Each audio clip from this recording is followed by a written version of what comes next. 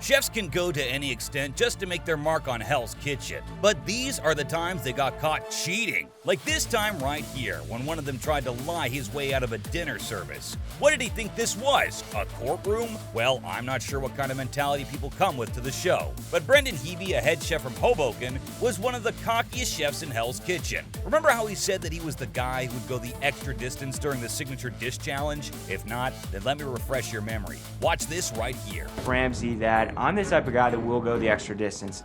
Well, the signature dish definitely turned out to be a hit thanks to Brendan's extensive research, and this is what he presented. You recognize this is salmon with a basil cream sauce. This came from Harvey's restaurant where you were a cook. That's right. So you see how Brendan actually went the extra distance, like he said earlier. To go out of his way and pick a dish from Gordon's very own restaurant, his efforts actually showed in the dish he made. But he did something on the second day that made Chef Ramsay drop some extra distance between them. He lied. So here's the thing. This is like a basic rule in life, okay? When you make a mistake, just own up to it. Don't lie about it and make a fool of yourself. It's simple. Just admit it and move on. And don't ever do it again. But Brendan chose to give this important life lesson a pass, and doing so landed him in some serious trouble. If you see, this head chef could have easily gotten away with his lie had he just accepted his mistake when asked, but Brendan made it worse. Wondering how? Let me help you figure that out. So what happened is, during the dinner service, Brendan was working at the fish station. While he compared his teammate to a chipmunk on meth, he himself acted like one sometime later. Brendan was so busy trying to make an impression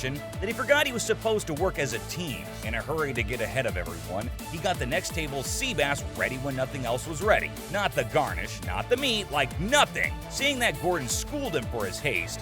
Please! Brandon, man, he jumped the gun. You know what? Brandon surely deserved that. But here comes a bigger mistake. When it was time for the refire, no matter what you're working on, as a rule, you're supposed to use a new batch of whatever it is that you made. No, this is where Brendan decided to act smart. He tried to go the easy way, and I bet he thought he wouldn't get caught. But that's not what happened. When Gordon received Brendan's sea bass, he was immediately suspicious. So where's the old one then? Threw it away, chef. Show me. Yeah. Now, who is he trying to trick here? This man has years and years of experience behind him, and fooling Gordon is your shortcut to hell. But I guess Brendan never expected that he would get called out in a kitchen as busy as this. Now, Brendan still had a chance to admit his mistake, but no, he actually went to look for the bass in the garbage bin, which, let me remind you, wasn't even there. The audacity, I tell you. Chef, I can't find it.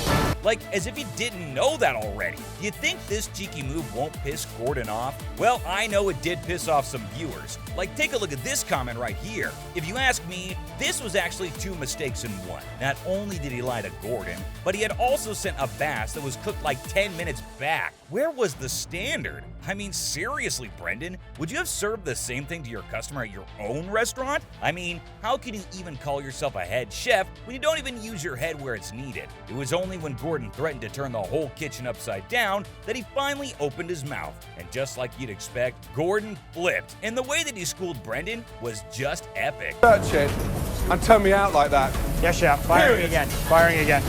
You do that to me one more time, trust me, fuck the elimination. I'll send you out there and then. Let me tell you that. After all that went down, Brendan could have made up for it by sending a perfectly cooked refire to the pass. But what did he do? He sent a bass that was raw. Well, talk about redeeming yourself. This one had definitely taken the wrong side of the slope. But this next contestant made a shocking move that got him eliminated. Coming from an amusement park chef, what he did really took me by surprise. Well, I'm talking about one of Hell's Kitchen's most underrated chefs from season 14, Adam Laval. Now, this dude had the skills. He was a team player, and he was even good on his consistency. But there was this one dinner service that threw him off guard. Adam made a really stupid mistake that cost him his time in Hell's Kitchen. But here's what makes this even more weird. Adam actually presented a great dish. Despite that, he still lost the round. Well, that's only because Adam cheated. He tried to cover up his mistake by using someone else's ingredients, which is an absolute no-no in a competition of this caliber. What happened is, during the second part of the Alaskan Fish Challenge, while Adam was creating a magical dish, he realized that it wouldn't be completed on time. Adam had paired his dish to go with some risotto.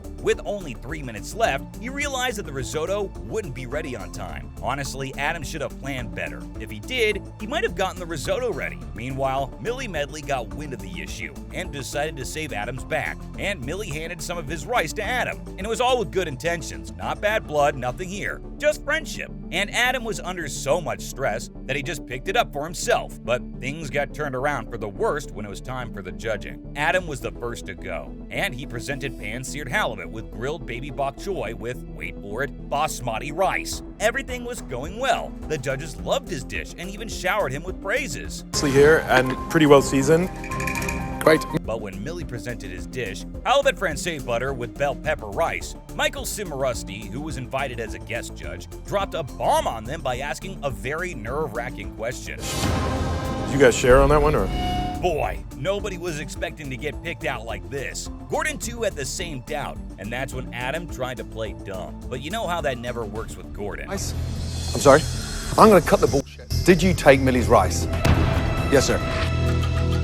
With the truth out in the open, both of them lost the round to Michelle Tribble, despite the fact that Michelle's dish wasn't just as good. And the reason? For sharing ingredients when he had to make them yourself. It's sad how Millie lost the round, only because he shared his rice voluntarily out of his kindness. But rules are rules, and those who don't follow them need to face the consequences. Just like what this contestant from season 11 did. Remember how Brendan got whipped for serving a bass that he prepared 10 minutes earlier? This dude ended up serving food that was prepared an hour earlier. That's insane. Gordon finds out. He's gonna wipe this guy out from the face of the earth. And well, that's exactly what happened. Gordon found out. I think Jeremy Madden is one of the worst contestants of Hell's Kitchen. I still remember while introducing himself, he said, "I got nothing to lose, and I got everything to prove." Cocky guy this one, huh? The only thing he managed to prove was how useless he really was. But let's be honest here. Jeremy was neither a good cook nor a good team player. In every challenge and service, he made sure to cause a disaster.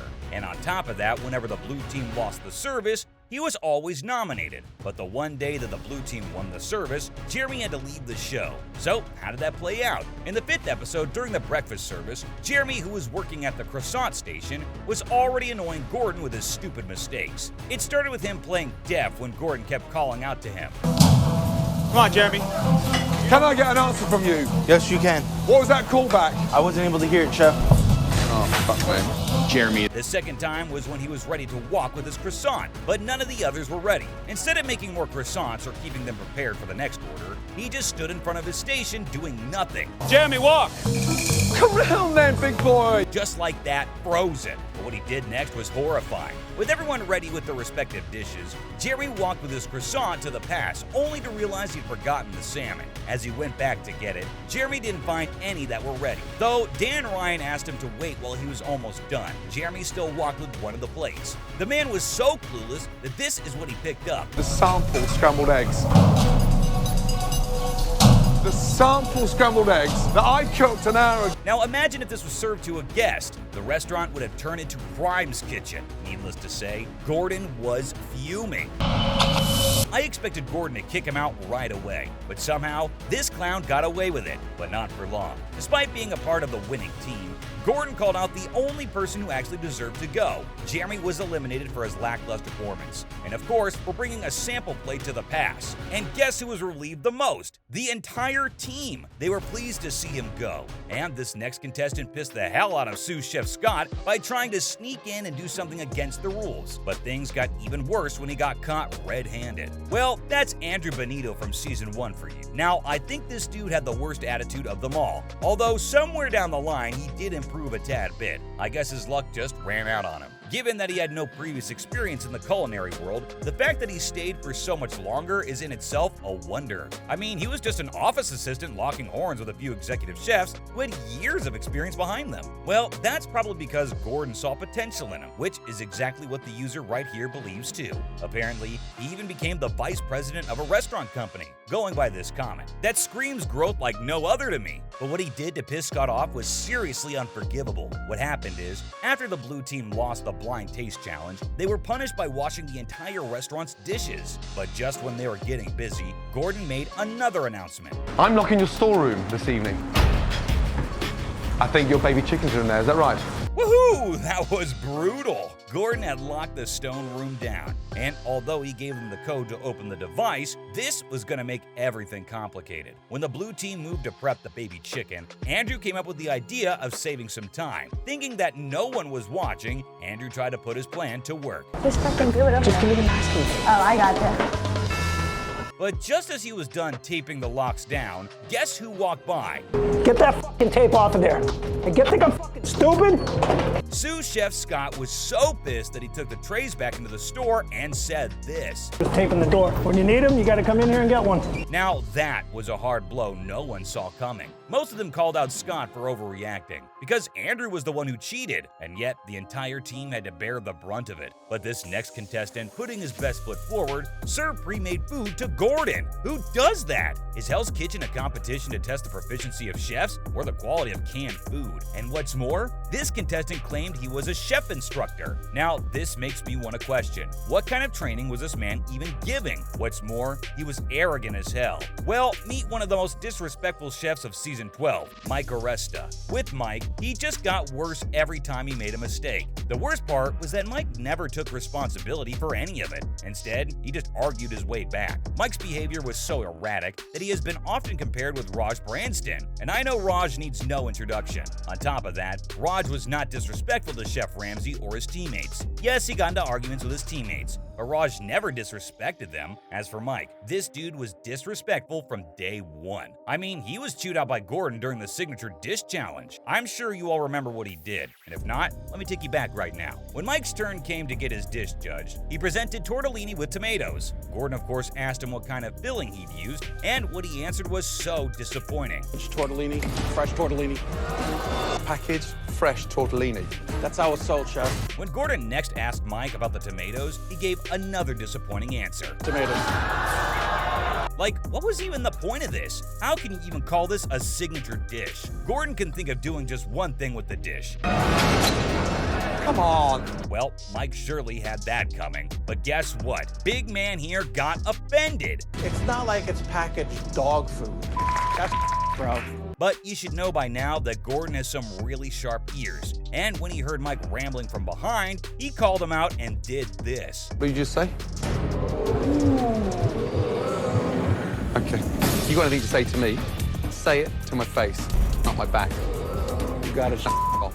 Mike, you better choose your opponents well before you pick a fight with anyone next time, because clearly you don't seem to have a good understanding of that. However, this next contestant asked the guests to not order any sides, as he had very little trust in one of his teammates. But somewhere between blaming his fellow contestant, Vinnie Vicardi forgot that he himself was equally responsible for dragging his team down. What do you think happened when Gordon got wind of this? Will he let it pass or will he punish? Meet Vinnie Vicardi from Season 8, a rather overrated chef who is only mediocre when it comes down to food. Speaking of mistake, Vinnie not only broke his team's trust, but also broke Gordon's when he let down his team in front of the guests. Moreover, because of Vinnie's move, even the chef who was working on that particular station had to face Gordon's fury. So what happened is, on the second day of the dinner service, Vinnie was assigned as assistant maitre d', and Vinnie was really sluggish in getting the tickets. An hour and a half into the dinner service, Vinnie continued to be slow, while the rest of the team was waiting for him to get started. In hoping to speed things up, he gave one of his tables the most unthinkable suggestion. As you order sides, you're going to be here till next Tuesday. I mean, there's more than one thing that was wrong with this statement. But first, why would you suggest your table not to order any sides? I mean, the sides are what make a meal all the more appealing, and some customers just can't do without them. What's more, by giving such a horrid suggestion, he was actually trying to tell the customers that the food was no good, and they should simply give it a pass. Imagine you're at a restaurant, and the waitress tells you to skip something. What kind of impression does that leave about the place? So you see, when you think about it this way, you can understand better why Vinnie was wrong. Anyway, sadly for him, it just wasn't the customers. Even James got to know what he's done, and so James did exactly what he should do. He dragged Vinnie to Gordon. Have side orders because it takes too long to get out of the kitchen. Happy to bring him to you. Shut up! That is not what I told him. I'm telling you the truth. Sides are delicious, but it's going to take a lot longer if you want sides, so... Stop, everybody! Well, there's no doubt what's going to happen next because this made Gordon mad. The customers not to order sides. You can see how Vinnie tried to lie his way out of it, but either way, it worked because Gordon now had his eyes on Raj. Sides. Of course not. Why would I say that? You told him that. Don't push the sides, so I look good. I'm ready with the sides. Look, I got all the sides ready. I'm waiting for them to... So why is he not taking the orders? Well, that's how you throw your teammates under the bus. Raj wasn't a great team player himself, but in this case, he was innocent. I can't believe I'm actually telling that about the most notorious contestant the show has ever seen. But well, that's the truth. Vinnie played him real bad. And he had one more thing to share with Gordon. The truth is, I have no faith that he's going to be able to get the sides out. You better understand one fucking thing.